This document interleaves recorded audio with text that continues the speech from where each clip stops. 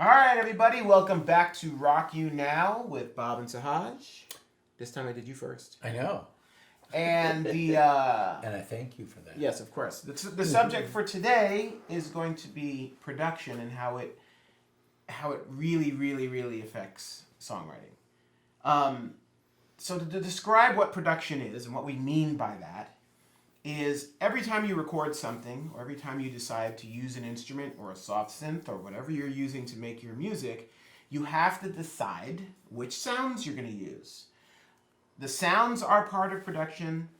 The way that you implement the sounds, velocity and intensity, volume and dynamics, whether it's guitars are clean, semi-dirty, dirty, whether or not they're played hard, aggressively, whether they're played soft, whether there's a lot of reverb, whether there's no reverb, whether there's a fake drum sound and there's a real drum sound or a combination of fake and real drum sounds. These are all production decisions. You're making decisions on how the song is going to ultimately be produced. Now, when you're making those decisions, you only have one priority, and that is to make the song better. In making songwriting decisions using production, right? And what I mean by that is sometimes we find the sound, let's say it's Splice or something, or a song that we like of another artist's, or something that we've heard in our head. Once you realize the idea, you must realize it in the real world. And that is also a function of making production decisions. You have to somehow bring to life whatever it is that you think in your mind is the end game. So, Bob, as far as production goes, when you're listening to a demo, what are you hearing or looking for? Almost always, the first thing that's going through my mind is the vibe of what I think it ought to be, in terms of just the colorization of it, what where it fits in the audience scope. How does it fit? What audience, what demographic, who are we going for? Because a lot of those things are incredibly crucial, because if you're looking to be more pop centric or alt centric, right, you need to make sure that there's that you don't how do I put this? You don't say, if it's a very sort of pop or alt thing, you can't introduce a ton of crushing heavy guitars, because the audience, that's not what they're going to be interested in hearing. So you have to understand, texturally what what is your sort of roadmap. What are you going to be able to how are you going to be able to fit this in the audience and their demographic and the demographic. There was something actually when you first started talking that I was thinking about that was a trigger, but it'll come back to me. So, one of the things that I was thinking about when it comes to production is a lot of times people, especially your amateur songwriter or beginning songwriter who has to sort of create whatever they're creating either in a home studio, on a laptop, or something like that. One of the things that I find that's almost, it's 85 to 95% of all the demos I listen to.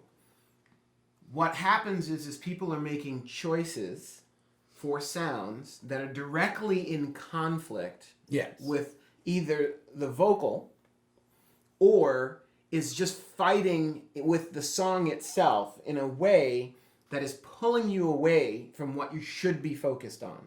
So one of the things that I tend to focus a lot on the vocalist, on the melody, and all of that stuff. So if the singer is the most important part of the pyramid, then everything below the singer needs to be shaped and colored in a way that interacts pleasantly. Like there has to be that massaging of the two in order for people to know what they're supposed to listen to. It's one of the basic tenets of production to me is guiding your focus.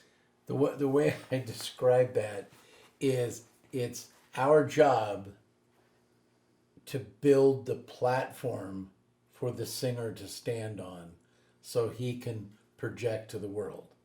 It's more, maybe a simpler way of looking at, but it's just literally building such a solid, clear foundation for that singer so the singer can just sit right on top of that. Yeah. And actually, the other thing I was going to say relative to that is that's kind of, to expand on a little bit what you were saying about the conflict and the choices that are made.